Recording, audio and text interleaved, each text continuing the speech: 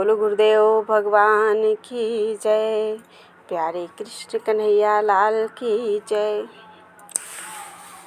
सुख सागर चौथा स्कंध 20वां अध्याय। राजा पृथु का सब राजाओं को अपने मकान पर बुलाना। सुखदेव जी ने कहा, हे परीक्षित, नारायण जी राजा पृथु के स्तुति करने से प्रसन्न होकर बोले, हे राजा, तुम्हारे 100 यज्ञ संपूर्ण हुए। हम तुमसे बहुत प्रसन्न हैं। कुछ वरदान मांगो।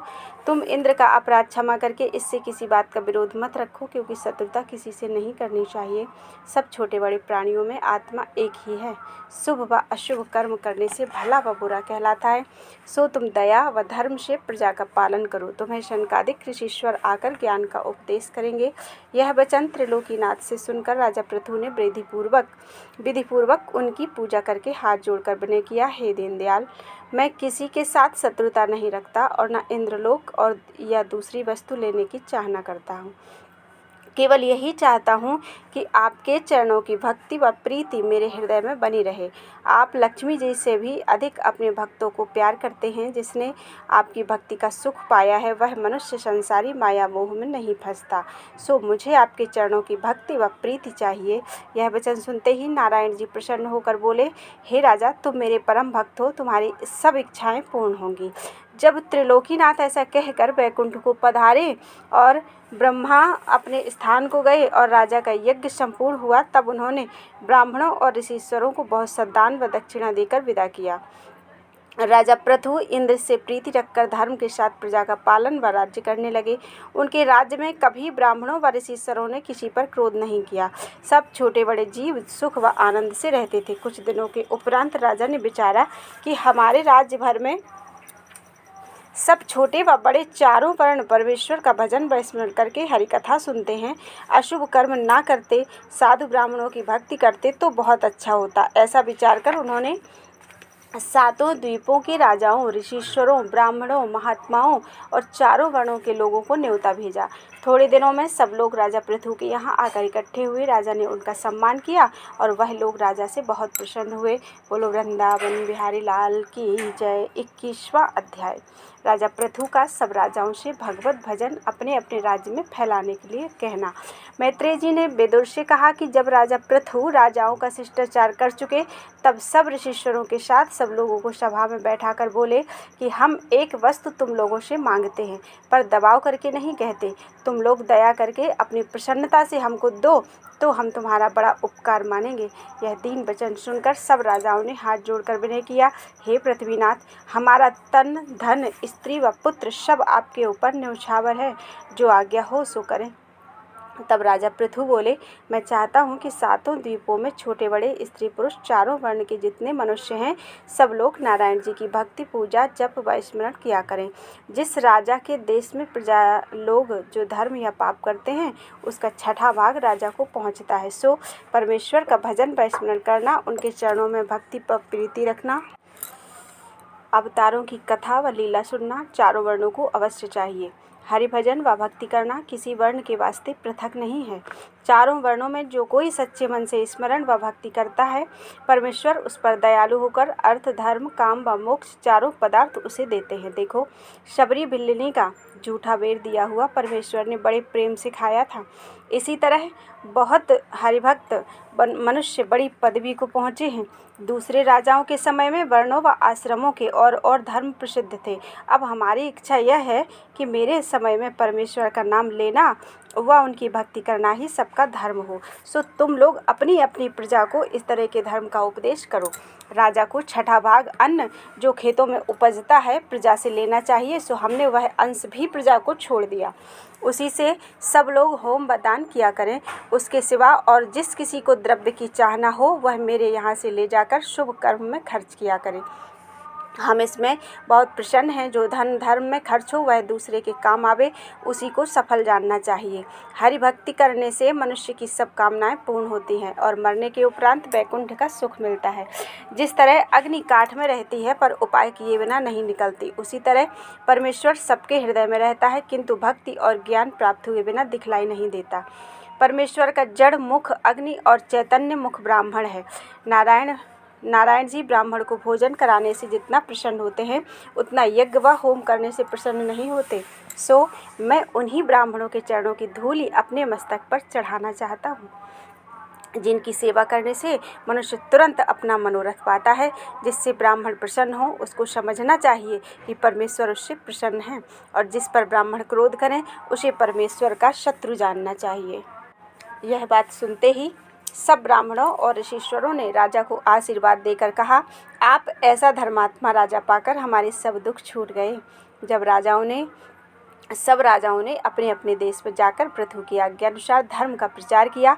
जब धर्मात्मा पृथु के उपदेश से सब संसारी मनुष्य हरि चरणों की भक्ति व नाम का स्मरण करने लगे, तब देवलोक में यह समाचार सुनकर एक दिन सनकादिक ऋषीश्वरों ने ब्रह्मा जी की सभा में कहा, मृत्युलोक में राजा पृथु ऐसा धर्मात्मा उत्पन्न हुआ है कि जिसके उपदेश से हरिभजन व भागवत धर्म संसार में फैल गया। उसके धर्म से सब लोग कृतार्थ होंगे, सो हम भी उस राजा को देखने जाते हैं। ऐसा कहकर वह चारों भाई पृथु से भेंट करने के लिए राजमंदिर पर आए। राजा उन्हें आकाश मार्ग से सूर्य के समान आते देखकर अपनी सभा समेत उठ खड़ा हुआ और दंडवत करके बड़े हर्ष व सम्मान से सिंहासन पर बैठाकर उनके चरण धोए और विधि पूर्वक पूजन करके चरणामृत लेकर हाथ जोड़कर विनय किया, महाराज मेरे पिछले जन्म का पुण्य उदय हुआ जो आपने बिना बुलाए अपना दर्शन देकर मुझे कृतार्थ किया। यह दीन वचन सुनकर सनत कुमार जी बोले, हे राजा, परमेश्वर से तेरी भक्ति सुनकर हम तुझे देखने आए हैं। राजा ने उनकी अति दया देखकर पूछा, हे दीनबंधु, संसारी मनुष्य जन्म व मरण से किस तरह छूटते हैं? सनत कुमार ने कहा, हे राजा, तुमने जगत की भलाई के लिए यह बात पूछा है, सो उसका उपाय हम बतलाते हैं, सुनो।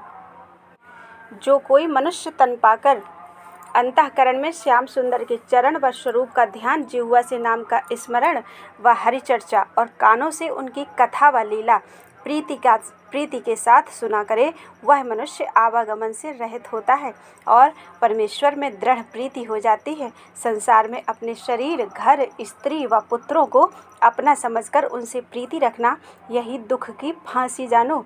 परमेश्वर के चरणों का ध्यान करने से ज्ञान प्राप्त होता है और काम, क्रोध, मोह व लोभ में चित्त लगाने से ज्ञान नहीं रहता। यह बात विचार कर मनुष्य को उचित है कि कुसंग से अलग रहकर संत व महात्माओं की सेवा किया करें, जिसमें उसका कल्याण हो। इसके सिवा दूसरा कोई उपाय मुक्ति पाने का नहीं है। ओम हरि। यह ज्ञान सुनकर राजा ने विनय किया, हे तरनतारन महाराज, आप जिस तरह कृपा करके यहाँ आए हैं उसी तरह दयालु होकर ऐसा आशीर्वाद दीजिए कि जिसमें मेरी सब प्रजा हरिभक्त हो जाए।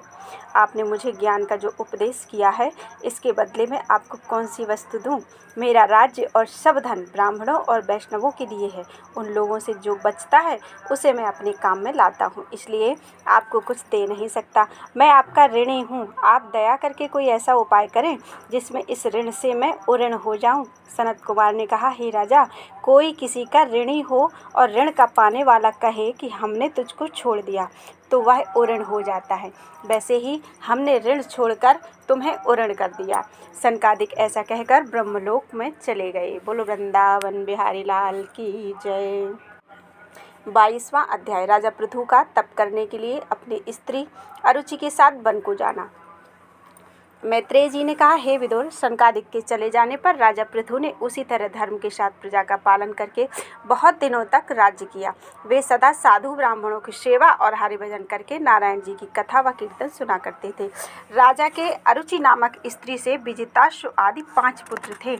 राजा ने कुछ दिनों के उपरांत विचार किया कि यह राज्य व धन सदा स्थिर नहीं रहता, मरने के उपरांत साथ नहीं जाता, इसलिए उत्तम है कि मैं इनसे विरक्त होकर वन में परमेश्वर का भजन व स्मरण करूं, जिसमें मेरा परलोक बने। पृथु ने यह विचार कर राजगद्दी अपने बड़े बेटे विजिताश्व को दे दी और अपना मन संसारी माया से विरक्त करके अपनी स्त्री अरुचि के साथ वन में जाकर परमेश्वर के तप व ध्यान में लीन हुआ। राजा पृथु के चले जाने से सब प्रजा को बड़ा खेद हुआ। बोलो वृंदावन बिहारी लाल की जय। 23वां अध्याय। राजा पृथु का योगाभ्यास के साथ तन त्याग करना, अरुचि का सती होना। मैत्रेय जी बोले, हे विदुर, राजा पृथु ने वन में जाकर गर्मी में पंचाग्नि तापा बरसात में बीच मैदान में बैठे रहे और जाड़े में पानी के भीतर खड़े रहकर परमेश्वर का तप व स्मरण किया। जब इसी तरह कुछ काल स्त्री समेत तप करते बीत गए, तब एक दिन राजा ने विचारा कि अब यह तन छोड़कर बैकुंठ में जाना चाहिए। यह निश्चय करके मध्याह्न के समय राजा पृथु ने परमेश्वर के ध्यान में योगाभ्यास के साथ बैठकर ब्रह्मांड की राह अपने प्राण निकाल दिए। तब उनकी स्त्री अरुचि ने राजा का यह हाल देखकर पहले तो बहुत सोच किया, फिर मन को धैर्य देकर उठी और वन में से लकड़ी बटोरकर चिता बनाई। उस पर राजा की लोथ धरकर आग लगा दिया और अपने पति के चरण देखती हुई चिता की 7 परिक्रमा करके हाथ जोड़कर बोली, महाराज, मैं आपके बिना दूसरी जगह नहीं रह सकती। मुझे अकेली छोड़कर आप कहाँ चल दिए? जहाँ आप जाते हैं वहीं मुझको भी अपने साथ सेवा करने के लिए ले चलिए। आपकी सेवा करने से मेरा परलोक बनेगा। यह वचन करने के उपरांत रानी भी उस चिता में कूदकर राजा के साथ सती हो गई। उस समय एक बहुत अच्छा जड़ाऊ विमान, जिसमें मखमली बिछौने बिछे थे और मोतियों की झालरें लगी थी, बैकुंठ से आया और राजा पृथु अपनी स्त्री समेत उस पर बैठकर बैकुंठ को चले गए। बोलो वृंदावन बिहारी लाल की जय।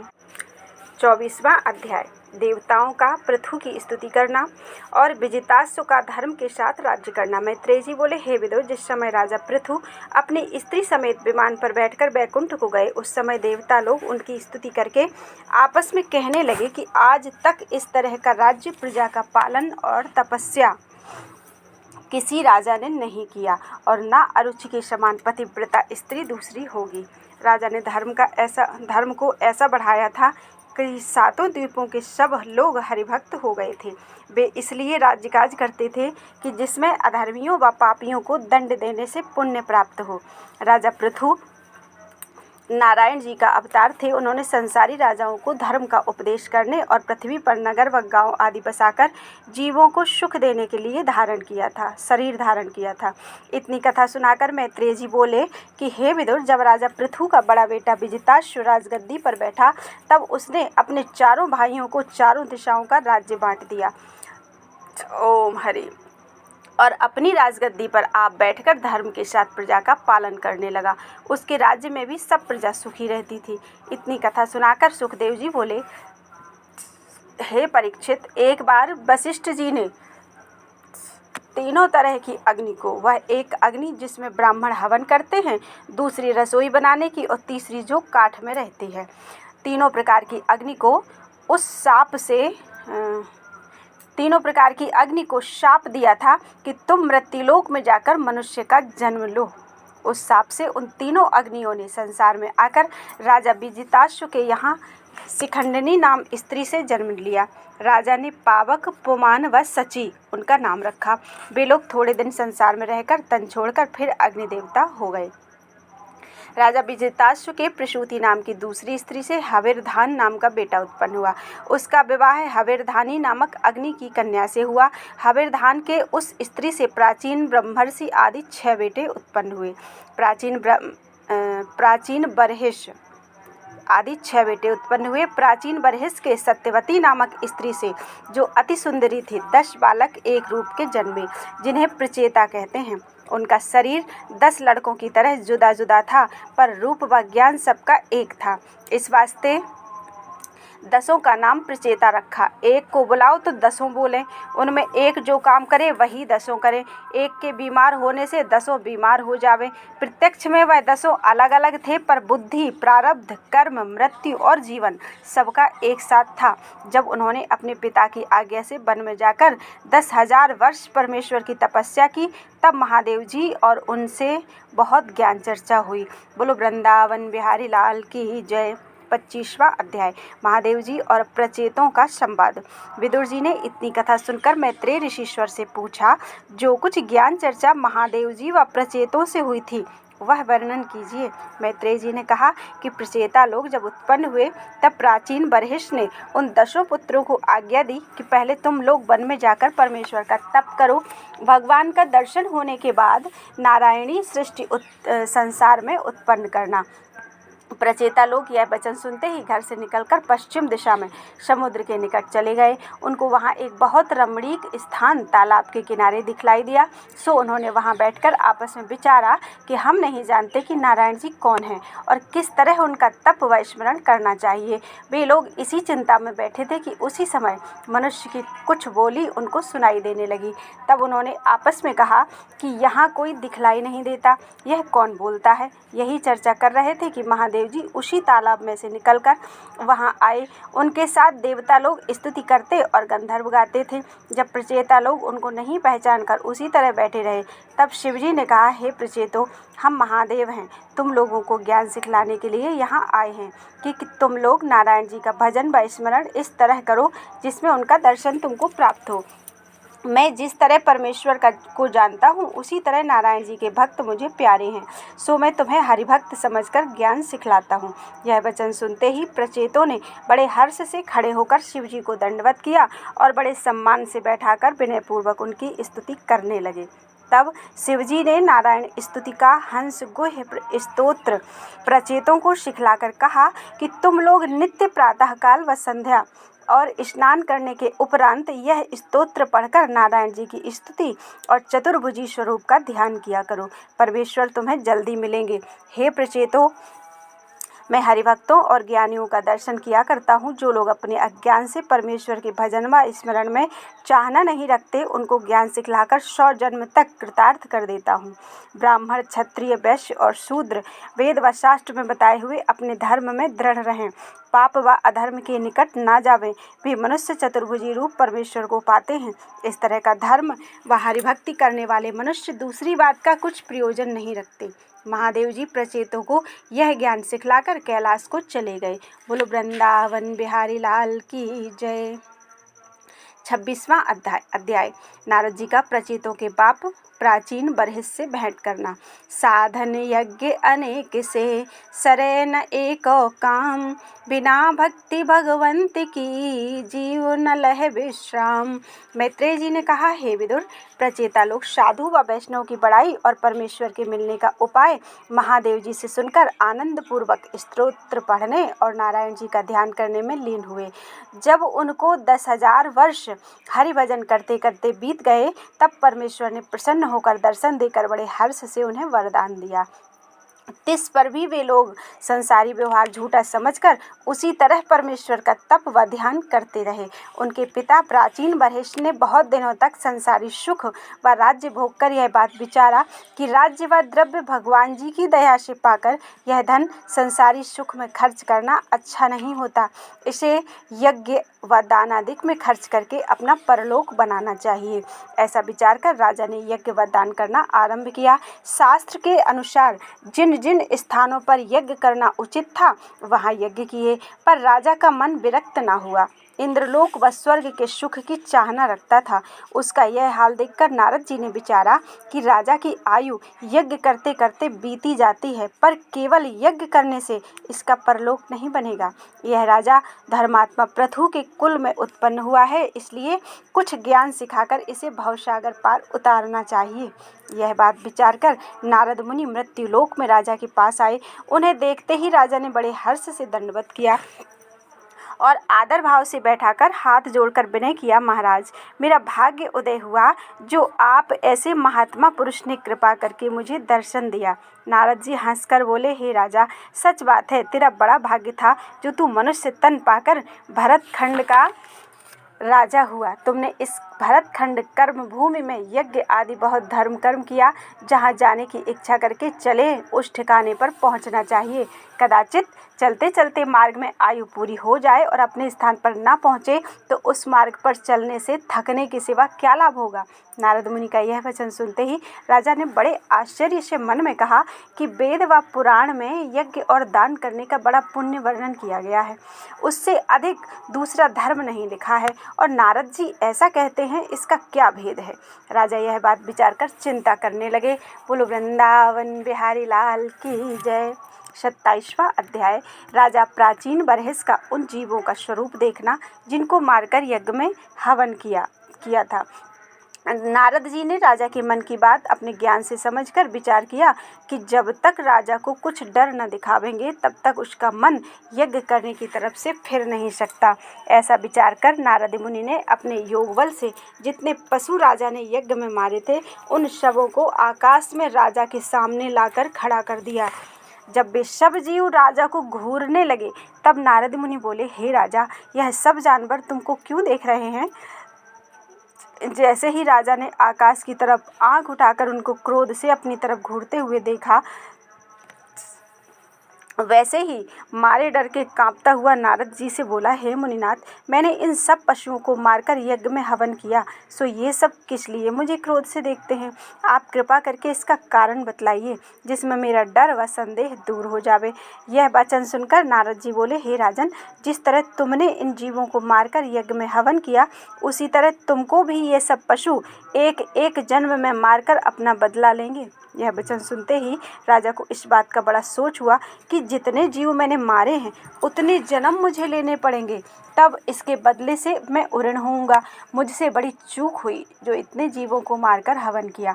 ऐसा विचार कर राजा बोला, महाराज, जितने पंडित, उपरोहित और मंत्री लोग मेरे यहाँ हैं सबने मुझको यह मत दिया था कि यज्ञ करने से उत्तम दूसरा धर्म नहीं है, और आप मुझे इसमें डर दिखलाते हैं, इसका कारण कहिए।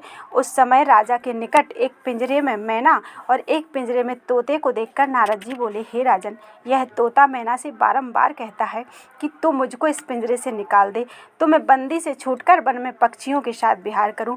मैना कहती है, हे तोते, मैं भी चाहती हूँ कि कोई मुझे इस पिंजरे से बाहर निकाल देता तो अपने साथियों में जाकर खुशी मनाती। सो दोनों आपस में एक दूसरे से कहते हैं कि पहले तुम उड़ो, पर उड़ने की सामर्थ्य दोनों नहीं रखते। यह बात सुनकर राजा बोला, हे मुनिनाथ, यह तो दोनों पिंजरे में बंद हैं, एक दूसरे को कैसे निकाल सकें?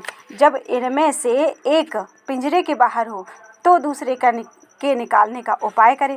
नारद जी बोले, हे राजन, इसी तरह तुम्हारे पंडित, उपरोहित और मंत्री लोग भी संसार रूपी माया जाल के पिंजरे में पड़े हैं। वे क्या सामर्थ्य रखते हैं जो तुम्हें इस संसार रूपी जाल से बाहर कर सके? यह बात सुनकर राजा ने समझा कि आज तक ऐसा ज्ञानी मुझको कोई नहीं मिला जिसका वचन सुनने से मुझे ज्ञान प्राप्त होता। ऐसा विचार कर राजा ने विनय किया, महाराज, आप कोई ऐसा उपाय बतलावें जिससे इन जीवों के हाथ से बचकर मुक्त पदवी पाऊं। यह बात सुनकर नारद जी बोले, हे राजन, हम एक इतिहास तुमसे कहते हैं, सुनो। एक पुरंजन नाम का राजा अपने मित्र अविज्ञात से बड़ी प्रीति रखता था। ये ईश्वर और जीव की कहानी है। पुरंजन ईश्वर और पुरंजन जीव और अविज्ञात ईश्वर।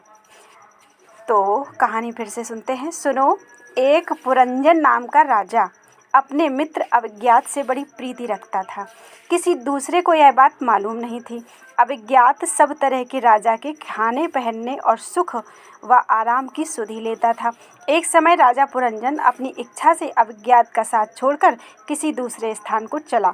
सो वह पूरब, पश्चिम, उत्तर तीनों दिशाओं में ढूंढता हुआ बहुत दिनों तक व्याकुल रहा। इच्छापूर्वक कोई स्थान रहने योग्य उसे नहीं मिला। जब वह दक्षिण दिशा में पहुंचा तब एक मकान किले के समान बहुत अच्छा 9 दरवाजे का दिखाई दिया। उसके चारों तरफ नहर, बाग, फल, फूल और मेवों के वृक्ष लगे थे। अनेक रंग के पक्षी मधुर बोली बोलने वाले बैठे हुए चहचहा रहे थे। वहाँ सब तरह का सुख देखकर राजा पुरंजन उस मकान में रहने की इच्छा से भीतर चला।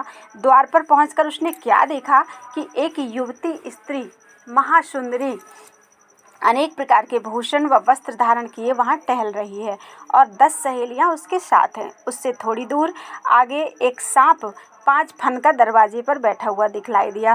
राजा पुरंजन उस स्त्री को देखते ही उसके रूप पर मोहित हो गया। बोल वृंदावन बिहारी लाल की जय।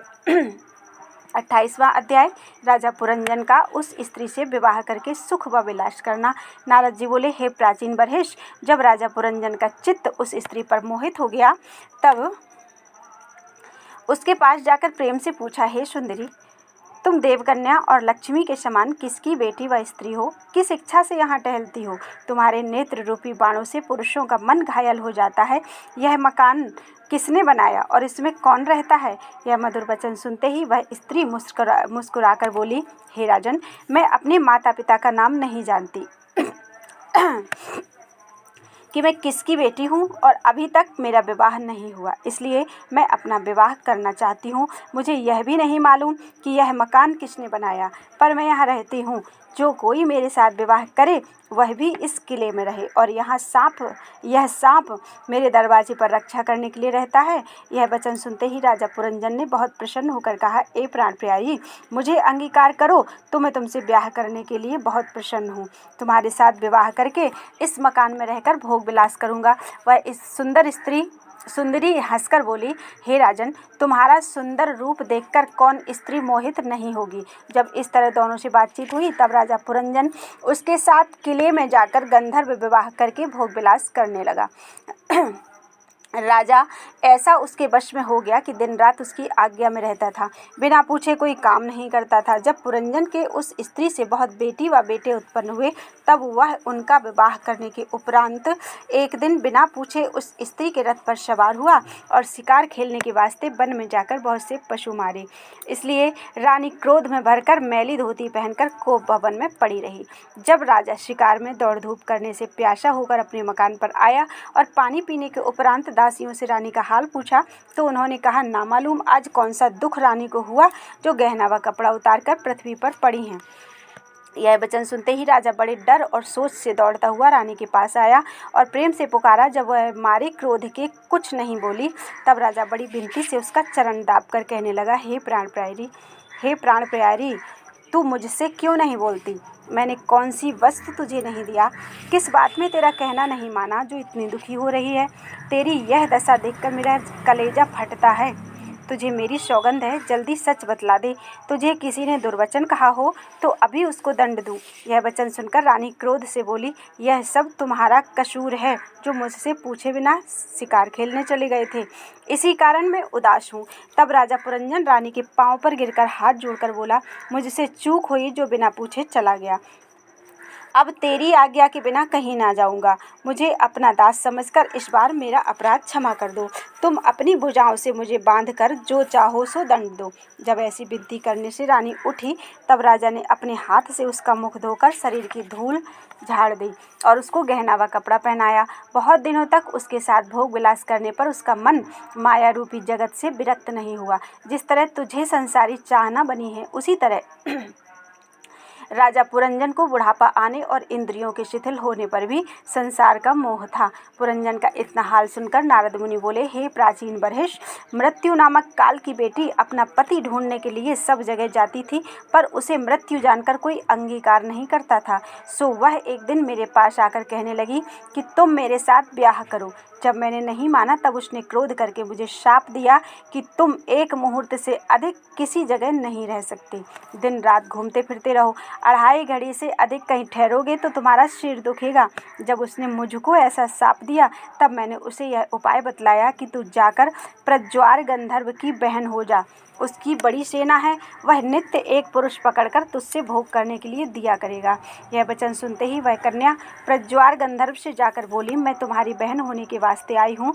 गंधर्व बोला, बहुत अच्छा, तुम यहाँ रहो। फिर प्रज्वार ने जरा नाम की कुटनी को बुलाकर कहा, तू इसके लिए एक युवा व सुंदर मनुष्य ठहरावे तो हम इसका ब्याह उससे कर दें।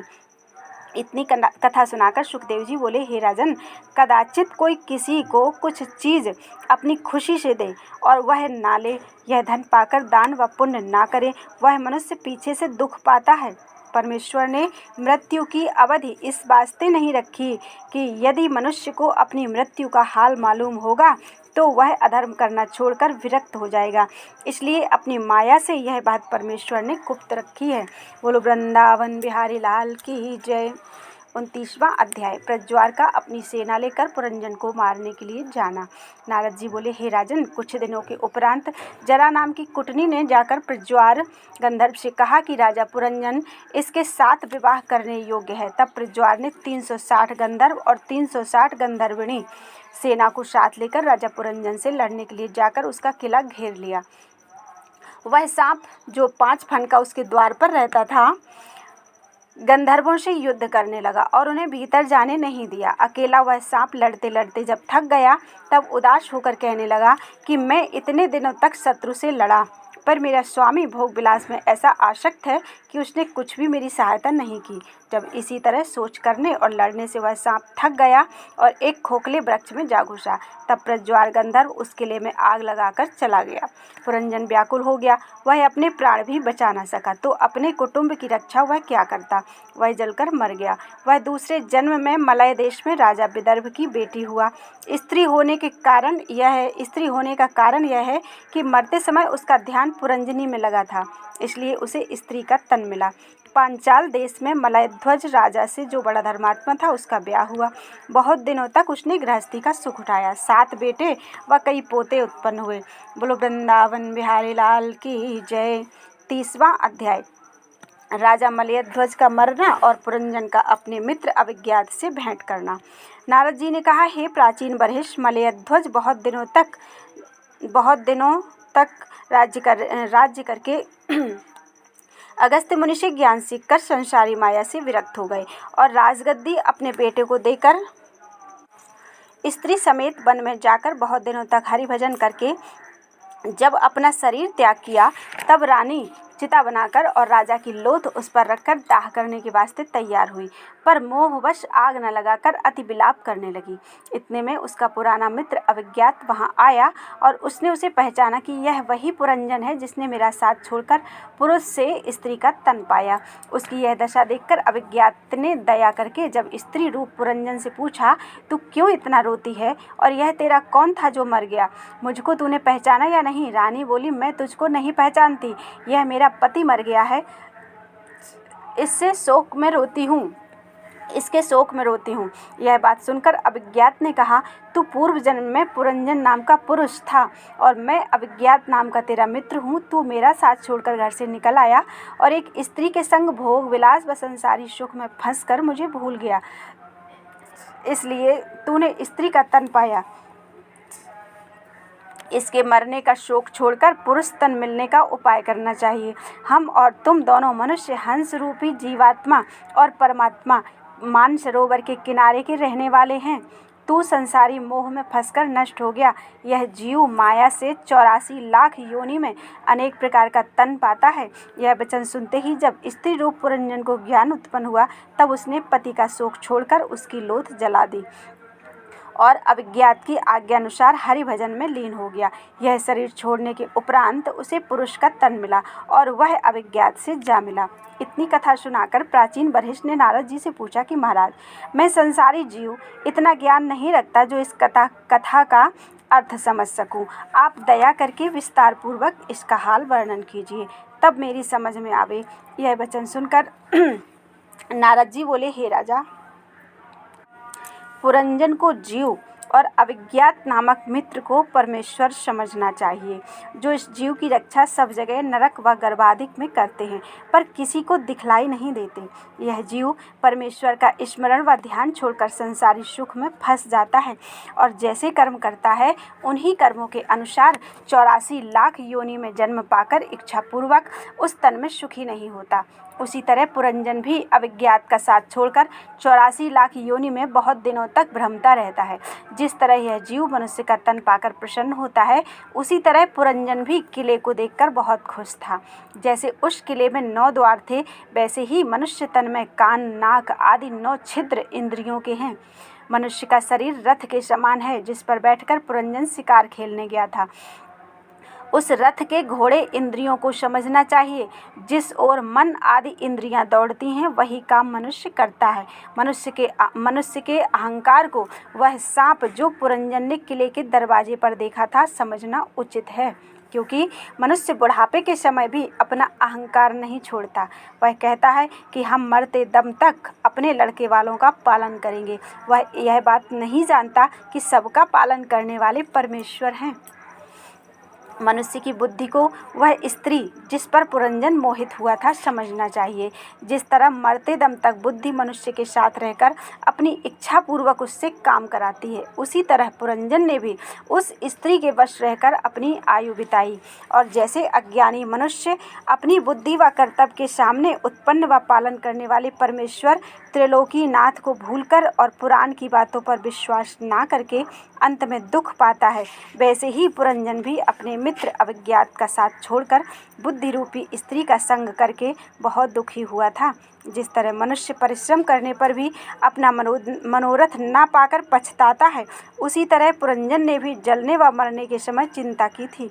मनुष्य के तन में काम, क्रोध, लोभ, मोह आदि जो भरा रहता है, उसको पुरंजन का परिवार समझना चाहिए। जिस तरह बुढ़ापा मरने वाले की खबर काल के यहाँ जाकर देती है, उसको मार लो, उसी तरह जरा नाम की कुटनी ने भी पुरंजन के बुढ़ापा को देखकर प्रज्वार गंधर्व से उसके मारने के लिए कहा था। उस काल कन्या को मृत्यु और प्रज्वार गंधर्व को अंत समय का विषम ज्वर, उसके साथ जो 360 गंधर्व थे उन्हें दिन और गंधर्वियों को रात्रि समझना चाहिए। उन्हीं को काल की सेना समझो। दिन और रात्रि के बीतने से आयु पूर्ण होने पर काल मार लेता है। जिस तरह बुढ़ापे में इंद्रियों में सामर्थ्य नहीं रहती, शरीर का लहू और मांस सूख जाता है, उसी तरह प्रज्वार गंधर्व की सेना ने जाकर पुरंजन का किला जला दिया था। मरते समय जिस मनुष्य का जिस तन में ध्यान लगा रहता है, वह मनुष्य मरने के उपरांत वही तन पाता है। पुरंजन का चित्त मरते समय पुरंजनी में लगा था, इसलिए वह स्त्री हुआ। अबला होने से अपने पति की आज्ञा में रहकर दिन काटने पड़ते हैं। जब तक इस जीव की मुक्ति नहीं होती, तब तक इसी तरह 84 लाख योनि में जन्म पाकर दुख से नहीं छूटता। जब वह अज्ञात नामक मित्र जो ईश्वर है, दया करके मनुष्य तन में किसी साधु व महात्मा से भेंट करा दे और उस महात्मा के ज्ञान उपदेश करने से मनुष्य हरि कथा व कीर्तन सुनकर अज्ञान छोड़कर हरि चरणों में प्रीति करे, तब ईश्वर का भजन व स्मरण करके जन्म व मरण से छूटे।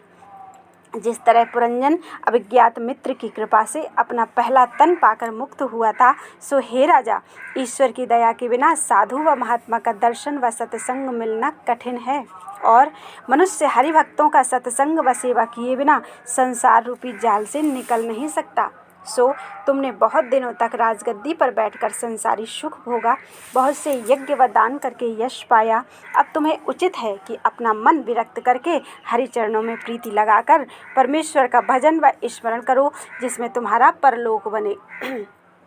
जब तक संसारी मोह छोड़कर हरि चरणों में भक्ति नहीं करोगे, तब तक आवागमन से छूटना बहुत दुर्लभ है।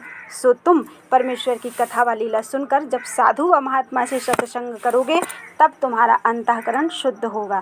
दान और यज्ञ करने से संसारी लोग थोड़े दिन देवलोक में सुख भोग कर फिर जन्म लेकर दुख पाते हैं और विरक्त होने व भक्ति करने से वैकुंठ का सुख मिलता है। सो तुमको भक्ति करना चाहिए। यह वचन सुनते ही राजा ने हाथ जोड़कर नारद जी से कहा, महाराज, यह ज्ञान आपने बहुत अच्छा बतलाया, पर अभी तक हमारे बेटे जो तप करने गए हैं नहीं फिरे।